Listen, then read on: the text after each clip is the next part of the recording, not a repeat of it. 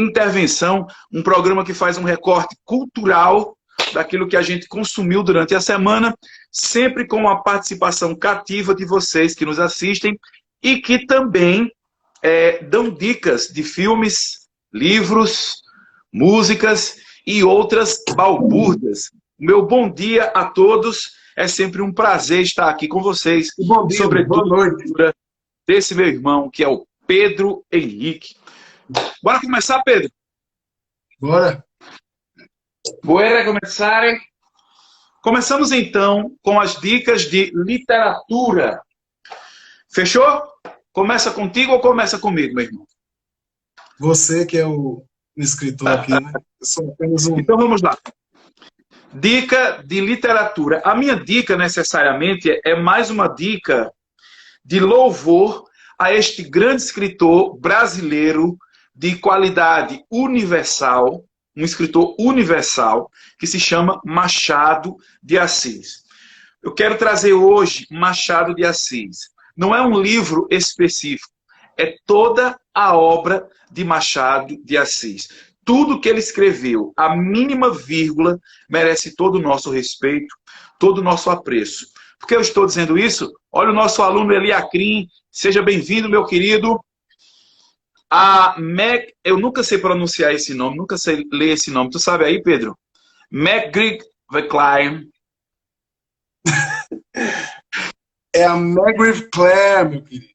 Margaret Clare, minha querida, seja bem-vinda. Ela está sempre em contato com a gente. Fotógrafa das melhores, né? Fotógrafa da sensibilidade no olhar incrível. Todo o nosso respeito. Ela está sempre conosco. O Fábio também. Da Alma para Dentro, outra poeta, outra escritora acabou de entrar. Seja bem-vinda, querida. Pedro, o Machado de Assis, ele teve, na semana passada, uma nova edição do livro Memórias Póstumas de Brás Cubas, que é simplesmente um dos livros mais bem escritos, mais criativos, mais diferentes que já se escreveu, ok? Nós temos um crítico literário, ele faleceu, um crítico literário nos Estados Unidos, chamado Harold Bloom, talvez o mais importante crítico literário contemporâneo. E ele disse assim, que Machado de Assis era o maior escritor negro de todos os tempos. E ele taxou negro. E quando ele diz negro, muita gente se espanta. E é sobre isso que eu quero falar. O Machado de Assis, ele era negro. O pai era negro, depois a mãe falece e ele é criado por uma madrasta que também era negra. O que eu quero dizer é o seguinte, o Machado de Assis teve a edição de Memórias Póstumas de Brás Cubas esgotada nos Estados Unidos com apenas um dia. Um dia. E se esgotou tudo. Ok? Então é um escritor que está sendo descoberto no mundo todo. Há pessoas nos Estados Unidos que estão aprendendo, veja só a importância de Machado de Assis, estão aprendendo português para ler Machado de Assis no original.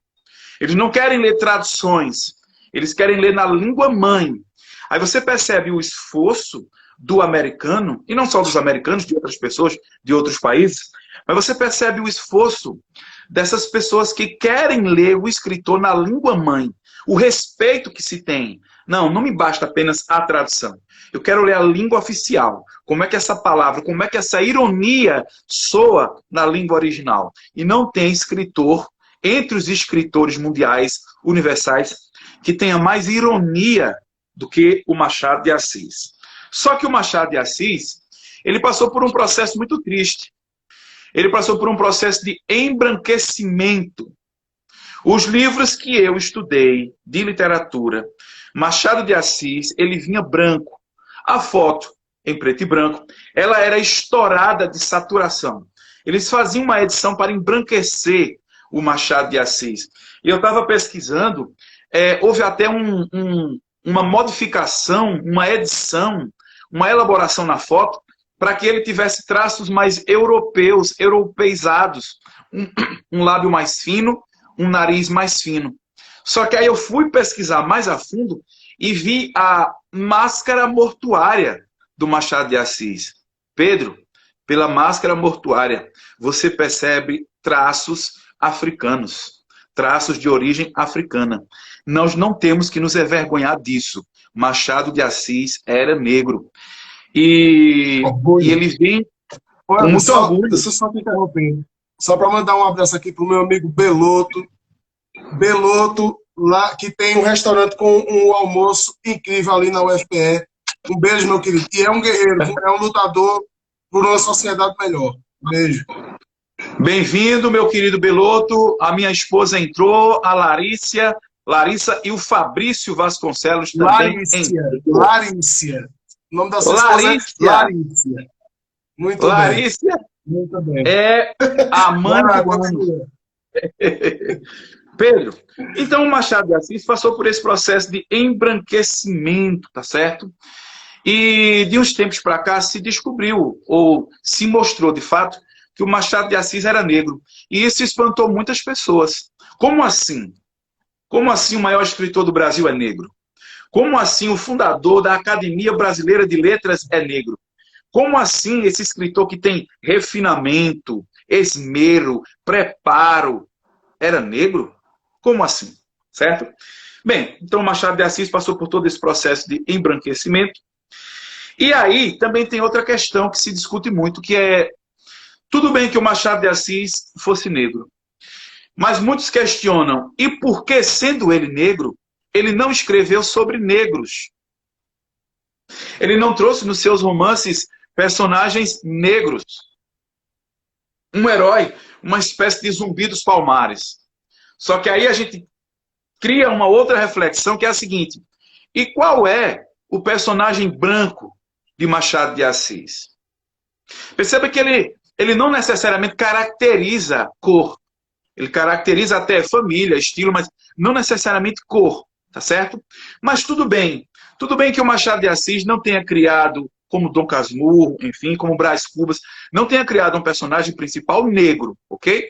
Ele escrevia numa sociedade e escrevia para ser lido.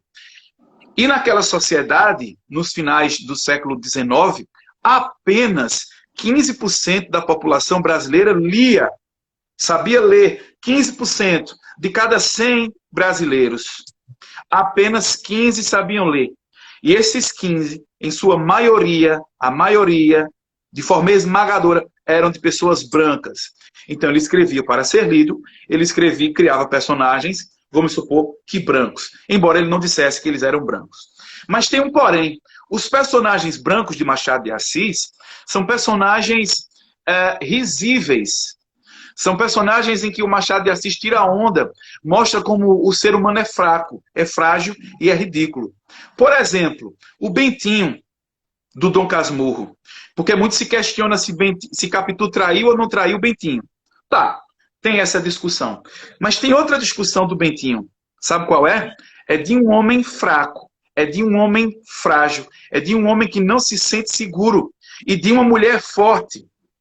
Você quer uma discussão mais atual do que essa? A mulher como um personagem forte, a mulher como aquela que se impõe, a mulher empoderada. Machado de Assis foi o primeiro escritor no Brasil que trouxe essa mulher empoderada, que é Capitu. Então traz uma mulher forte e um homem fraco. Então Machado de Assis está ridicularizando esse homem supostamente branco. Ele tão senhor de si, tão fidalgo e fraco e frágil.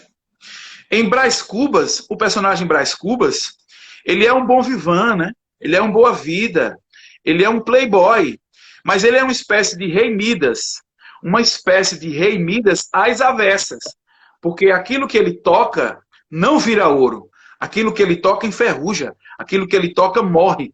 Nada na vida dele, nada na vida do Brás Cubas dá certo. Então, se o Machado de Assis cria personagens brancos, são brancos falíveis, falidos, são brancos que levam rasteiras. E, só para fechar essa parte, o Machado de Assis escrevia sobre a escravidão nas crônicas. E as crônicas de Machado de Assis, na época, eram mais lidas até do que os romances.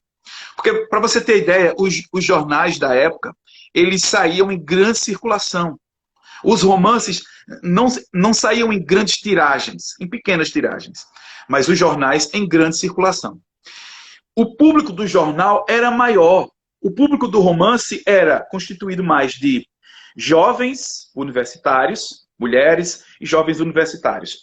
E o público do jornal, mulheres, jovens universitários e homens e comerciantes e empresários. Então o público do jornal era maior. E aonde é que Machado de Assis botava para quebrar contra o racismo?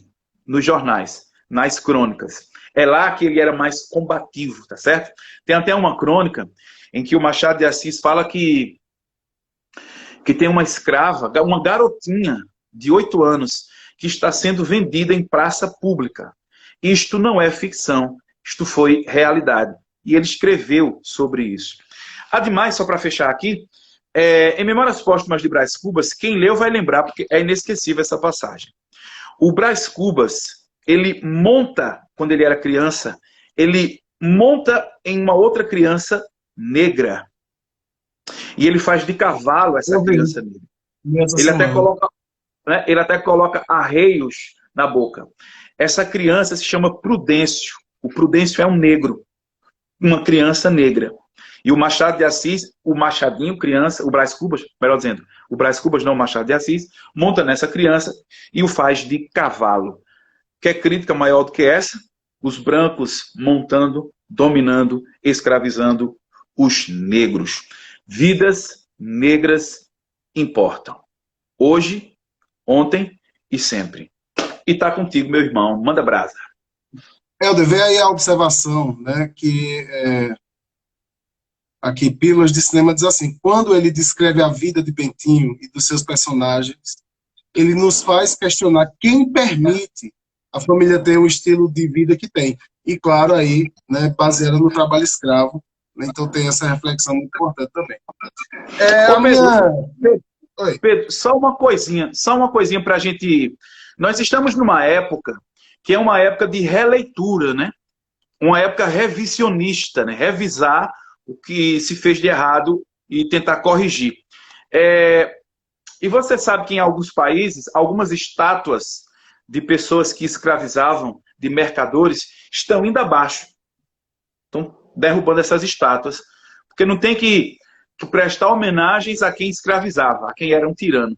E aqui eu quero fazer uma ressalva de uma coisa que eu descobri essa semana e me fiquei triste, cara. Eu fiquei triste com isso. O Castro Alves, o poeta dos escravos, ele tinha escravos. Pouca gente sabe disso, viu?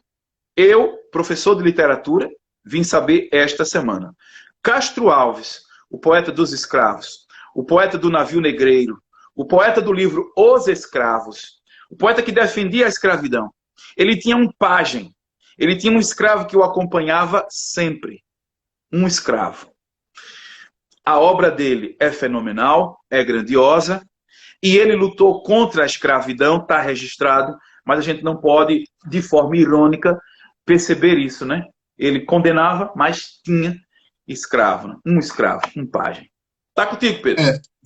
Só uma observação. Revisionismo, Helder, a gente está passando por um momento de revisão, né? A revisão, ela vai olhar, por exemplo, aqueles monumentos que tem ali e ver que aqueles caras, eles tinham pautas anti-humanas, como a escravidão, por exemplo. E revisionismo é algo meio doentio, né? Porque é olhar a história, e aqui eu quero mandar um beijo para o meu amigo Otávio Prema. Esse cara, Helder, é o amor em pessoa, viu? Um beijão, Otávio, para você. E aí o revisionismo é uma tentativa de mudar a história, de revisar a história sem fundamentos científicos, sem fatos. Como, por exemplo, o Brasil eu acho que é Brasil Paralelo, por exemplo, ou o Narlock, com aquele guia politicamente incorreto da América e tal. Aqueles caras não apresentam fontes, eles simplesmente fazem um revisionismo, eles mudam, né, os fatos para poder contar a sua narrativa da história sem se ater aos fatos históricos. Né? É importante que a gente olhe sobre esse olhar. Bom, eu vou falar um pouco de literatura. Né? Eu estou terminando 2 livros essa semana, mas eu não terminei ainda, então eu resolvi falar de um texto do Bukowski, né, que é um Bukowski é um cara que ele tem meio que na internet, né, ele é muito citado, né? Eu lembrei de Caio Fernando Abreu, né, André? Caio Fernando Abreu é um Caio cara que é Fernando muito Abreu citado. e Clarice Lispector são... E Charles Os Chaplin, recordistas. Charles Chaplin e Albert Einstein. Esses são os 4 recordistas de textos que nunca fizeram, mas que são sempre citados na internet. Justamente. E aí, para tu ter ideia, eu comprei um livro com todos os contos de Caio Fernando Abreu para ler e saber onde é que estão aquelas citações. E não estou encontrando nenhuma, né? Helder, eu queria que tu lesse aí, tem muita gente se manifestando, vamos dar voz aí às pessoas. Vou ler sim. Ó, a poetisa Érica, escritora, ela diz assim: vocês têm feito um trabalho fantástico, lives profundas e leves. Tenho orgulho. Acredito que Garanhuns devia valorizar os seus e parar de dividir arte e cultura. No meu coração, vocês só me emocionam. Obrigado, minha querida Érica. Você que também é uma alma extremamente sensível e sempre utiliza as redes sociais para trazer poesia à nossa vida, à nossa existência. Muito obrigado, querida. Joana Dark está dizendo: Luiz Gama foi vendido para ser escravo pelo seu pai, que era branco. Pílula de Cinema está dizendo: a melhor entre todas, Crônicas de Machado de Assis, é a de 14 de novembro de 1874, da série Ao Acaso, que ele fala de boatos, super pertinente para hoje. Muito bem, vamos dar continuidade aqui. Então, o que é que acontece, né? Então, eu comprei o livro do Caio Fernando Abreu, estou lendo esses contos para ver onde é que tem, porque às vezes você acha, tanto do Bukowski, quanto da Clarice, quanto desses caras, frases que muitas vezes esses caras nunca disseram, né? Eu penso que isso é importante, a gente dá crédito quando Pedro, tem crédito e... Oi. Só rapidinho, fazendo uma intervenção aqui, que eu não posso deixar de falar sobre isso. Luiz Fernando Veríssimo, outro escritor, octogenário e tudo, ele também é sempre citado nas redes sociais. E tinha um texto dele falando sobre drogas. Quer dizer, um texto dele não, né? Um texto atribuído a ele falando sobre drogas. E tem um programa chamado Umas Palavras, tem uma série deles no YouTube, em que eu estava assistindo e ele disse assim: olha, tem um texto circulando aí, falando sobre drogas. O texto é muito bem escrito, o texto é muito inteligente, mas não fui eu que fiz, embora esteja meu nome lá escrito. Não fui eu. Admiro quem escreveu, mas não fui eu. Então, até o próprio autor vem e diz: olha, não fui eu, é outra pessoa que está aí, né? E só para lembrar outra coisa. No tempo da faculdade, rolou um texto que seria uma espécie de carta de testamento, uma despedida, de Gabriel Garcia Marques. Não sei se tu se lembra. Saiu até em jornal. E dias depois se desmascarou tudo isso. O texto não era do Gabriel Garcia Marques, e o Gabriel vai morrer uma década depois daquilo, e enfim, e sempre vira e mexe tem essas pessoas que são até criativas, mas acham que colocando o nome delas parece que não surte efeito. Então, colocando o nome de outro, as pessoas admiram mais e causa esse efeito aí, né? E eu acho legal a sabedoria popular para reler, né, grandes pensadores e tal. Quando não tem internet, né, eu lembro muito bem que quando a gente derrubava comida no chão, lá em casa, o pai dizia: come, vai estragar a comida não. Aí eu dizia: pai, mas caiu no chão. O pai dizia: o que não mata engorda. Né? Só que aí depois, muito tempo depois, eu lendo Nietzsche diz: tudo aquilo que não te mata te fortalece. Eu digo: porra. E assim, mas como não tinha internet, era um processo mais lento de passagem da filosofia, da literatura, até chegar no popular, né? Na boca do povo. Isso era muito interessante. O fato é que, André, eu estava lendo Bukowski, né? Um texto aqui que que eu recebi, e a gente troca muito texto na internet, e eu fiquei pensando, bicho, e depois eu vi também um filme que eu vou falar hoje, como o conceito de amor foi eclipsado, né? Por que eu digo que o conceito de amor foi eclipsado? Porque os gregos, né, eles entendiam o amor de uma forma muito mais ampla, né? Existiam tipos de amor, existiam palavras, e aí a importância da linguagem também, uma linguagem desenvolvida para expressar elementos diferentes, né? Porque não existe amor no sentido único da palavra, mas existem amores, existem sentimentos, os mais diversos, que estão sob o guarda-chuva, né, vamos dizer assim, estão dentro dessa classificação de amor. E isso se perdeu muito, foi eclipsado talvez pelo mundo ocidental, o cristianismo, né? Porque a gente começa a entender o amor dar ao amor uma forma apenas. Para vocês terem ideia, né, os gregos, eles falavam de amor em diversas formas. Então a gente tinha o amor eros, o amor erótico, né? Nós tínhamos o amor filia, o amor de amizade, de aproximação, de contentamento. Nós tínhamos o amor ágape, o amor incondicional, né? E outros filósofos, Nietzsche, por exemplo, ele cria o conceito de amor fati, né?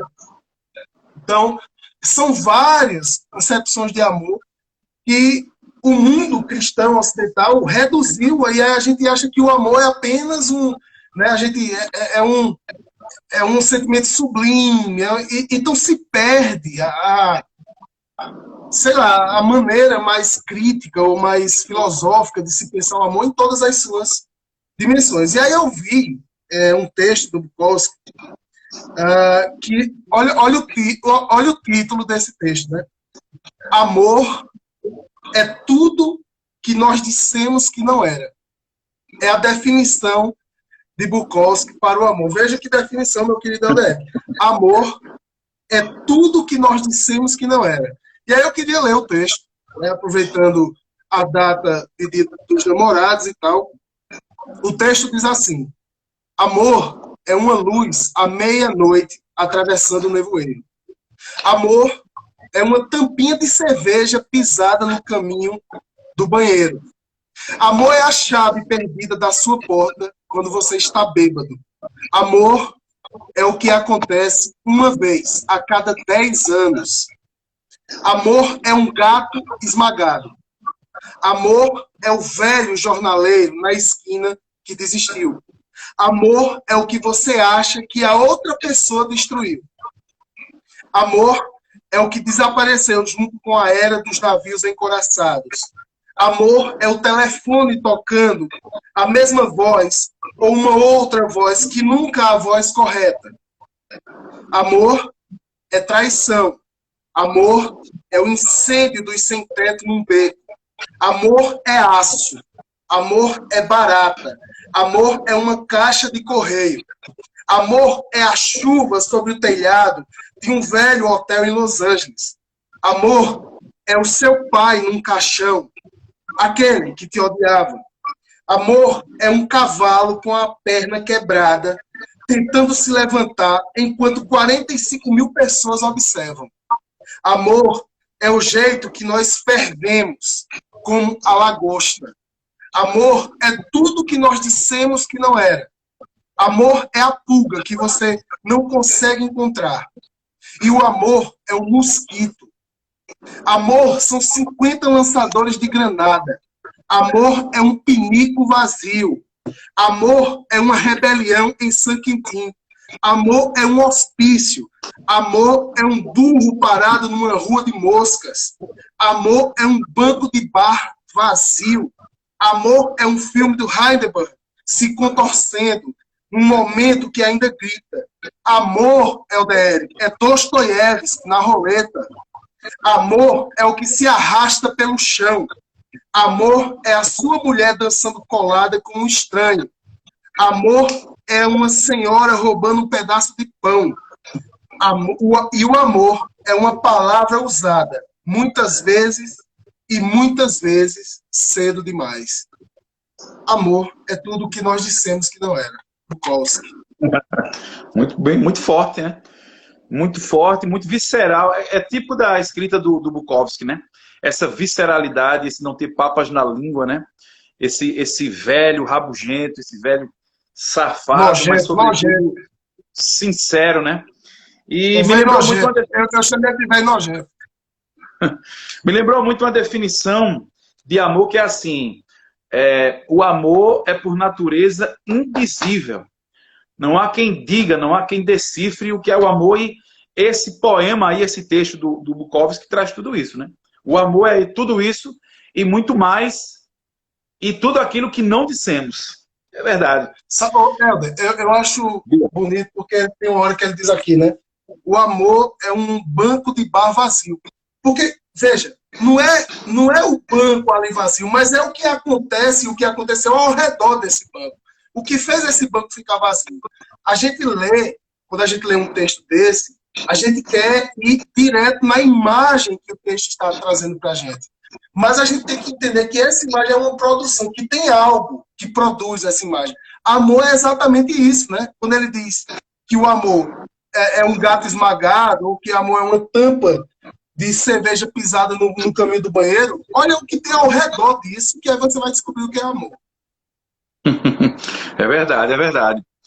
Ó, foi entrando aqui um pessoal, ó. Boa noite aí, Edson Júnior, a Vera Lúcia, Bete Burgos, minha companheira de Santa Sofia, nossa ex-aluna Iraci Oliveira, bem-vinda. Simone. Querido escritor, poeta, professor Adelmo Camilo, Elaine, seja bem-vinda, querida. Temos aqui também a presença de outra ex-aluna, Camila Duarte, seja bem-vindo, querida. Eliel, seja bem-vindo. Fabiano, seja bem-vindo também, meu querido. Cia Oliveira, Joana Terra sempre conosco. Amélia Mendes também sempre conosco. O que é que a Joana diz aqui? Amor é como... Opa, deixa eu ver. Amor é como a neblina que queima na primeira chama da realidade. Citando o Bukowski, o velho safado. A Amélia Mendes, que também está sempre conosco. Ela traz uma intervenção que é... deixa eu ver aqui. Bukowski diz que quando o amor se transforma num comando, o ódio pode transformar-se num prazer. Bukowski. Ele é sempre forte, né? Ele é sempre verdadeiro. Ele às vezes dá uma bugada na nossa cabeça de tão real, de tão sincero que ele é, né?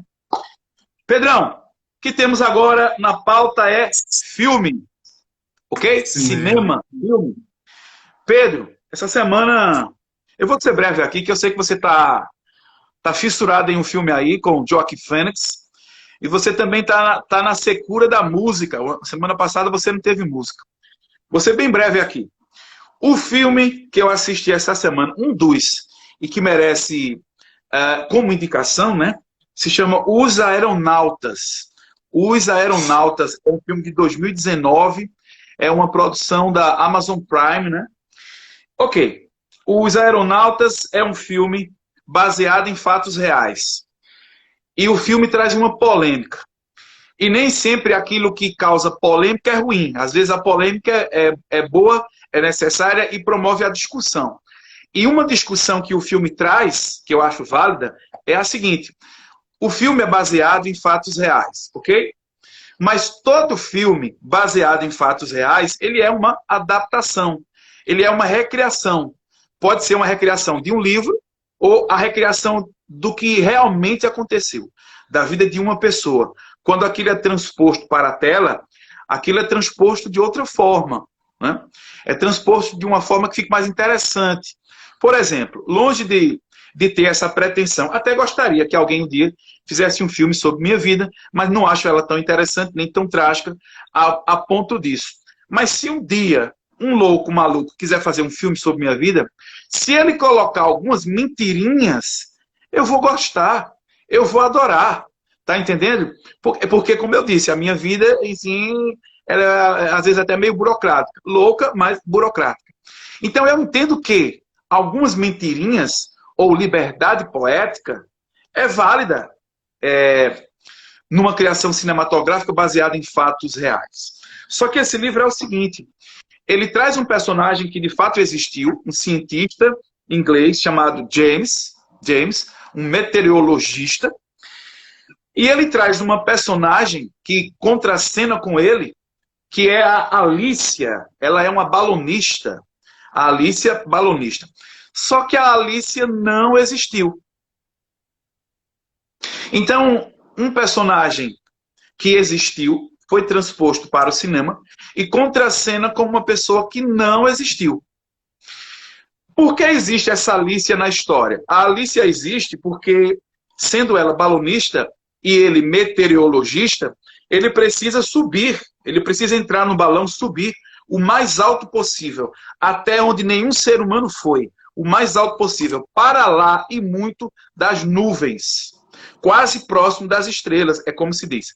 Então ele precisa de uma pessoa, que é essa balonista, essa Alicia. Só que, na vida real, na vida de verdade, na vida de mesmo, na vida valendo, quem subiu com ele no balão, quem o levou às alturas para ele estudar o tempo, a atmosfera, foi um homem. E este homem não é citado, ele é suprimido da história, ele é tirado para que se coloque esta personagem, a Alicia. A polêmica toda é essa, de que o filme acabou tirando um personagem real, que contribuiu para as experiências científicas do James, e tirou e colocou uma mulher. E aí tem toda essa polêmica. Só que não assistam o filme pensando nessa polêmica, porque eu só vim descobrir essa polêmica depois de assistir o filme, e quando eu fui pesquisar e tal, gostei do filme, eu vim saber disso depois. Ou seja, até o momento que eu estava assistindo, que beleza, que lindo. E eu entendo porque se colocou uma mulher, a Alicia, que é para ser o antagonista, né?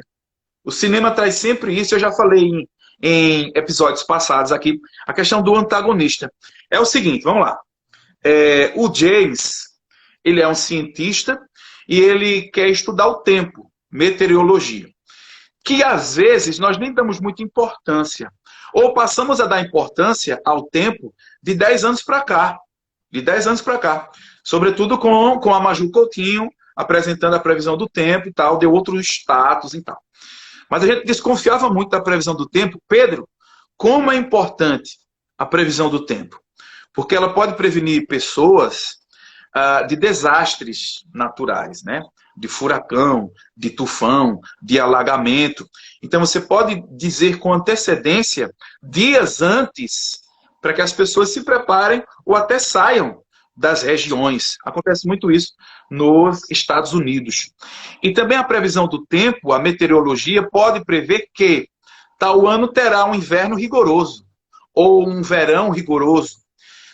E sabendo disso, tendo esses dados, você pode aproveitar melhor o plantio e a colheita, né? Saber melhor o tempo de plantar, o tempo de colher, porque a ciência está trabalhando também a favor da humanidade, da prosperidade do ser humano. Mas só para finalizar aqui a questão do antagonista, Pedro, é o seguinte. O James, ele é um cientista metódico, racional, calculista, certinho. Ele não dá um passo a mais, nem um passo a menos. Tudo é calculado. Então ele tem medo do improviso. Ele tem medo de fazer o diferente, de viver experiências. Já a Alicia, a antagonista, é por isso que eu gostei, a Alicia ela é meio maluca, ou meio doida, ou meio revolucionária, ou uma mulher à frente do tempo. Uma coisa interessante, é uma mulher que não está se importando com aquilo que vão dizer dela. É uma mulher que está se lixando, tá entendendo? Então, nós temos aqui um homem extremamente metódico e uma mulher extremamente louca, maluca, no bom sentido, tá entendendo? Só que, não posso dizer mais, porque aí eu vou estar entregando muito do filme. Já seria um spoiler, tá certo? Mas fiquem com essa ideia aí. Tem duas pessoas num balão. O filme todo é isso. Duas pessoas dentro de um balão. Aí você pode pensar que duas pessoas no balão, que o filme é cansativo. O filme tem quase 2 horas. Não é cansativo, o filme passa assim. Você deve achar que vai enfadar. Não enfada. Os dois atores são brilhantes. Para você ter uma ideia, eu sou muito ruim de gravar nomes, mas os dois atores desse filme, os aeronautas, são os mesmos que fizeram o filme do Steve Hawkins. A teoria de tudo. A teoria de tudo. Aquele rapaz é o James, aquela moça é a Alicia, e eles têm uma química já daquele filme que foi aproveitado neste outro filme. Fica a minha dica, Os Aeronautas. Sim, e o filme se passa em 1880, por aí, e traz com riqueza de detalhe a Inglaterra da época, a roupa, né, a vestimenta, o figurino. Então, assim, é bom assistir nessa perspectiva também, de conhecer um pouco mais da moda da época, da vestimenta da época. E tá contigo agora, bota para quebrar, que eu sei que tu tem um filme pesado aí, com Joaquin Phoenix. Eu comecei a assistir, eu nunca assisto um filme todo assim, né? De uma vez, eu não tenho paciência. Eu interrompo, faço um intervalo às vezes de 3, 4 dias para terminar. Mas esse filme eu fiz rápido, assim. Comecei a assistir à noite, aí na metade do filme eu parei para assistir no outro dia. E é um filme que tem vários elementos assim que eu fiquei pensando, né? O filme se chama Her, né? Que é Ela. É um filme... Quem é esse cara? É um filme que tem um ator, né? Tá fazendo muito sucesso agora, que é o Joaquin Phoenix, que fez o Coringa, né? Uma das atuações mais incríveis que eu já vi assim. O Coringa é um filme realmente que mexeu muito comigo pela atuação do cara. Merecedor do Oscar, né, Pedro? Com certeza. Vencedor do Oscar. Melhor como o Joaquin Phoenix trabalhou uma certa intimidade com a loucura que existe naquele filme, né? Só que esse filme, o Her, né? Ele tem, bicho, uma série de questões para a gente pensar. É a história de um cara que se separou, né? Ele acabou o casamento, só que ele vive numa sociedade onde, por exemplo, o contato humano está em crise, né?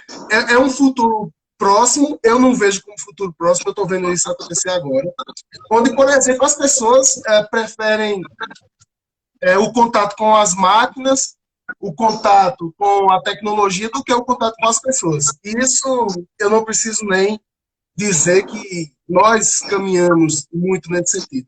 Mas no filme, isso é maximizado, né? As pessoas realmente não estão a fim de contato físico com as outras pessoas. E aí o personagem do Joaquin Phoenix, ele compra um programa de inteligência artificial, que é uma mulher chamada Samantha. Ela é um software, né? Ele coloca o ponto no ouvido e ela desenvolve inteligência. Ela não dá respostas prontas.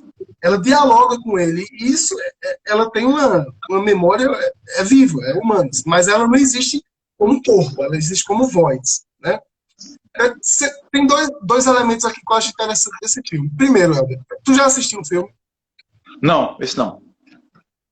O filme tem uma fotografia interessantíssima. E aí depois eu pensando assim sobre o filme, eu me liguei, né? Primeiro, o filme só tem cores suaves. O filme é todo...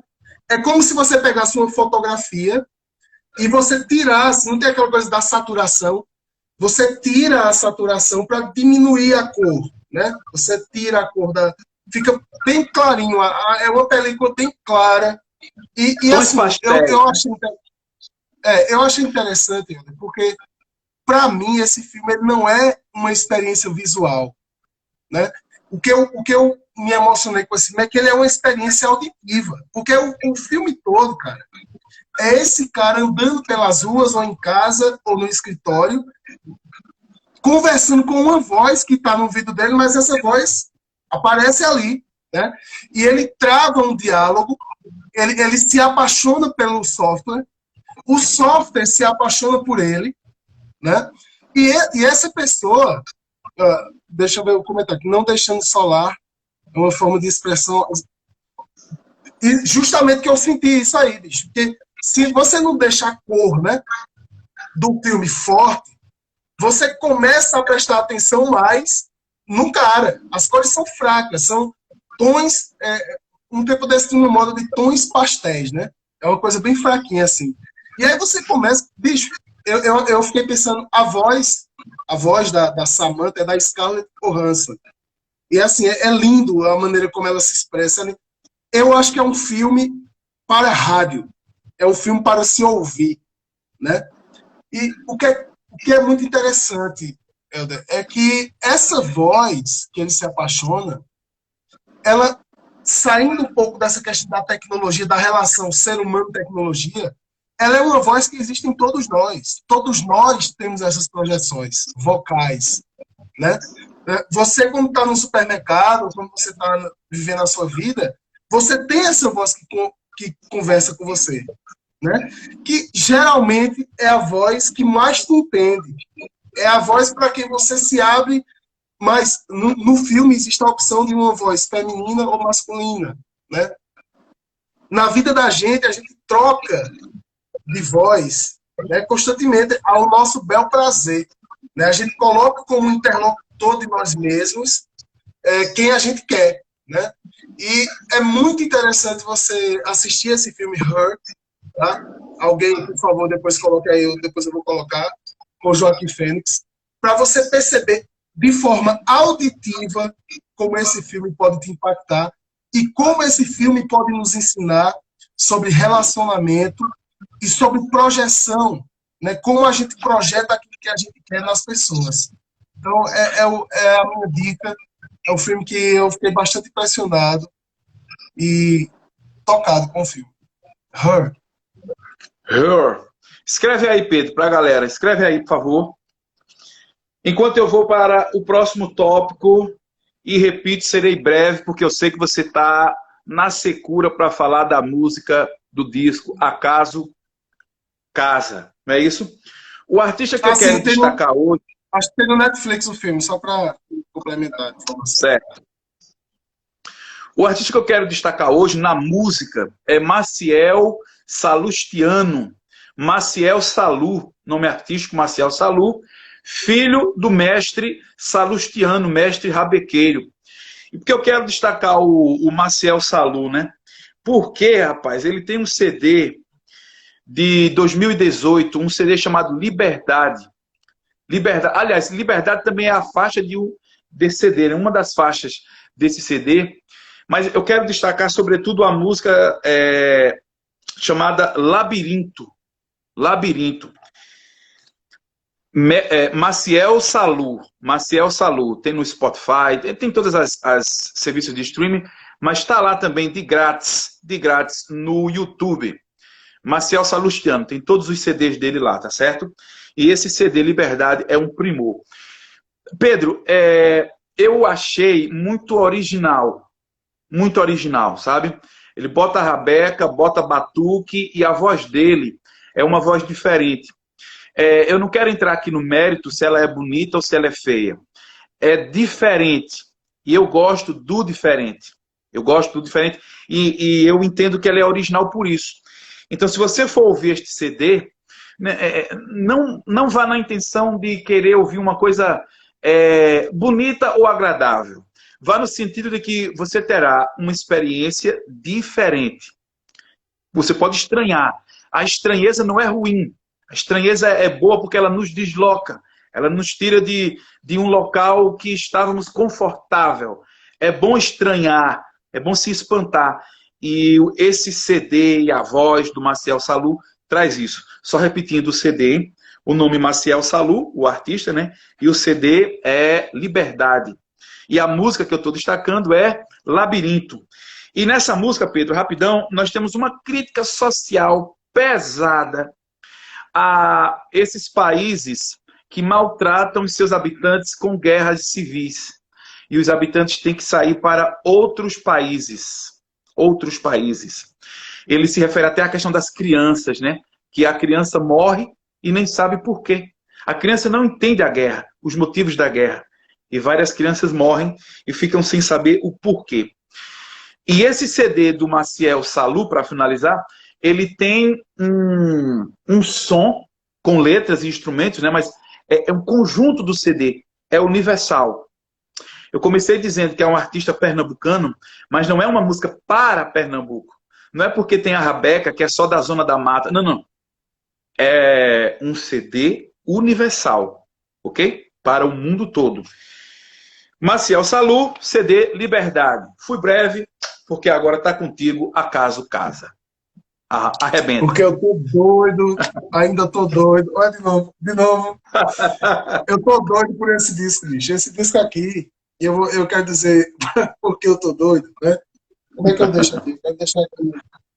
Porque eu tô doido por esse disco, André. Porque esse disco, bicho, ele é um disco que estimula a nossa memória afetiva, né?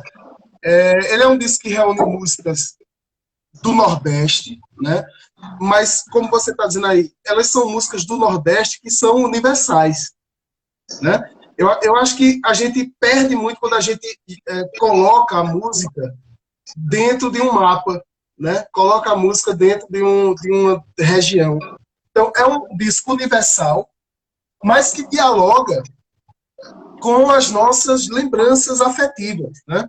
Eu costumo dizer que o Acaso Casa, é um grande sertão veredas só com a parte bonita. É um grande sertão veredas só com o amor de Riobaldo e de Adorim, né? É um grande sertão veredas só com os olhos de Adorim, né? E aí ele traz, você imagina, bicho, um disco que tem, é uma coletânea da nossa música. Imagina você colocar para ouvir um disco, LDR, que tem. Eu vou dizer alguns compositores que eu anotei aqui. O disco tem Dominguinhos, o disco tem Alceu Valença, o disco tem Luiz Gonzaga, tem Zeca Baleiro, tem Geraldo Azevedo, tem Chico César, Juliano Holanda, né, Arlindo Cruz, Isabela Moraes, Acioli Neto e Vinícius de Moraes. Meu querido, peraí. Fechou. Né? Parando, né? Fora isso, tem a interpretação, casou muito bem, né? A dança e a maneira como os dois trocam ali a arte entre a Mariene de Castro e Almério. Né? Isso casou muito bem. Mas eu queria destacar aqui os violões, né? De Juliano Holanda e de Pedro Franco nas cordas. Queria dar o último destaque especial ao sanfoneiro, né? O disco, então, são duas vozes, Almério e Mariene, dois violões, né? Juliano Holanda e o Pedro Franco, né? Mas tem um sanfoneiro, cara, nesse disco, que é o Gel Barbosa, que esse cara, ele destrói tudo, porque ele coloca um sentimento tão grande na sua sanfona, quando ele está interpretando as músicas ali, que é um disco que ele é grandioso pelos cantores que ele tem, ele é grandioso pelas melodias, é grandioso pelas letras que ele tem, e ele é muito grandioso pelo instrumental que ele tem. Então, para mim, Acaso Casa é um aconchego, é uma xícara de chocolate quente no meio do inverno frio. Pode ouvir e vocês não vão se arrepender. Ô Pedro, e eu ouvi e, assim, não tem como não destacar o Almério. Né? Todas as vezes que o Almério canta, você percebe assim que a cena cresce e a intensidade, né?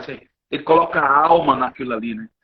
Eu gosto muito do timbre, da voz do Almério, né? Assim, né? Que grande artista, né? Lá, E tem o Almério cantando música que nem Mato Grosso interpreta, né? Essa, então, lá. Que é da época dos Secos e Molhados. Sim, grande música. E esse aqui, rapidinho, é o Maciel Salu, né? Maciel Salu, sim. Filho do mestre Salustiano. O CD se chama Liberdade, Maciel Salu. Muito bem, muito bem. Foi topado hoje, hein? Fomos rápido, hein, Pedro? Deixa eu ver aqui se vai dar tempo. Que bom, né, bicho? Temos 5 minutos ainda. Vamos lá, rapidão. Pedro, na minha enquete. A enquete de hoje foi sobre... Pergunta ao povo aí. Pessoal, Se você tivesse um clube de futebol, se você pudesse contratar um jogador entre esses dois, quem você contrataria? Quem você acha melhor? Cristiano Ronaldo ou Messi? Coloque aí, Cristiano Ronaldo ou Messi. São dois grandes jogadores, dos maiores da história do futebol. Vão ficar para a história do futebol, assim como Pelé ficou, Maradona, esses vão ficar também. Na minha enquete deu o seguinte, quer dizer, está rolando ainda a enquete, né? Mas deu 59% Messi e 41% CR7. Mas está apertado, tem hora que tá quase empate, tá entendendo? E como é que ficou lá no teu? Tá 45-50 para Messi.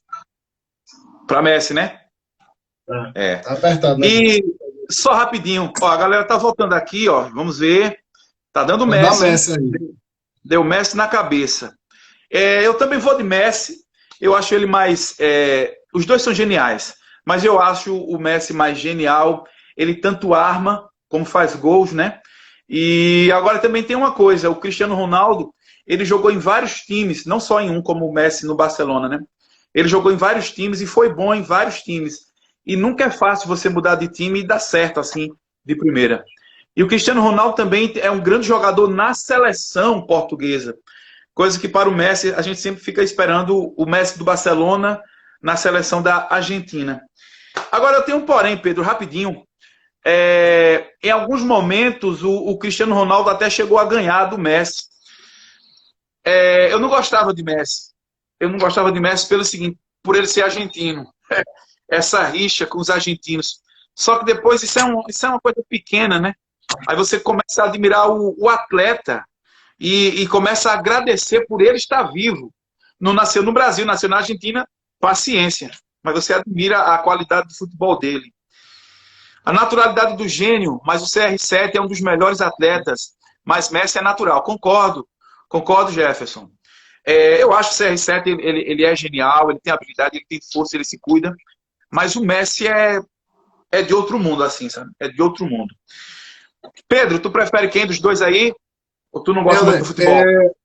Só uma coisa, né? Antes de terminar. Não deu tempo da gente fazer o sorteio dos mapas mentais, mas eu ainda vou dar uma chance para o pessoal produzir. Mas eu quero parabenizar as pessoas que produziram, tá? Ficaram lindos. Só que, voltando aqui para o futebol, eu não gosto de futebol, né? Eu gostava. No dia que eu fui assistir Palmeiras e Corinthians lá em São Paulo, no Pacaembu, eu desisti de gostar de futebol. Mas eu quero escolher Messi, né? Eu já vi vários lances do Messi. Porque num contexto de pandemia, Messi, ao invés de ficar postando selfie, como faz Neymar, Messi propôs redução de salário para que todos os trabalhadores do clube que ele trabalha pudessem continuar recebendo salário. Eu não sei quem é melhor dos dois, mas eu sei que Messi é um grande ser humano, por isso eu escolho Messi. Boa. Os dois também são dois grandes seres humanos. O Cristiano Ronaldo parece que ele não tem tatuagens, parece que é para doar sangue, alguma coisa assim. Então eles são bem humanos assim. São dois grandes. Eles vão ficar para a história. São dois grandes, bom que a gente consegue... Neymar dando show de alienação e de ser tabacu, de ser cuzão. Neymar é cuzão. É um moleque. Se ele tivesse a disciplina desses dois, né? Eu não gosto de futebol e escolho o Messi porque ele me parece mais humano e o outro é mais vaidoso, verdade. O Cristiano Ronaldo tem essa vaidade também. O Pílulas de Cinema tá com a gente, com excelentes intervenções. Fábio Magalhães. Fábio Magalhães sempre com a gente. Pedrão, o que eu tenho na estante, rapidão, é esta pedrinha aqui, ó. Esta pedrinha. Opa. Fui passear com a minha filha e a minha filha gostou, se encantou desta pedrinha. É uma brita, né? Um paralelepípedo, uma britazinha para bater laje. Ela gostou, achou bonitinho, trouxe para casa. E eu quero guardar essa pedra para sempre. Pedrinha que a minha filha buscou, trouxe. Está aqui guardada no estante. Boa noite, Rio. O que é que eu tenho na estante? Eu tenho muitos presentes. Esse aqui eu recebi, eu e Karina. A gente recebeu esse presente cheiroso, bicho, são óleos diretamente da Grécia. Óleo, vinagre balsâmico e mel grego, bicho. Isso aqui é de uma delicadeza a caixa, de madeira, mas parece uma folha, que a nossa prima trouxe da Grécia pra gente. E falta 12 segundos. O que é que você diz, Helder? Em 8 segundos. Em 8 segundos eu digo que até a próxima. Foi um prazer estar com você.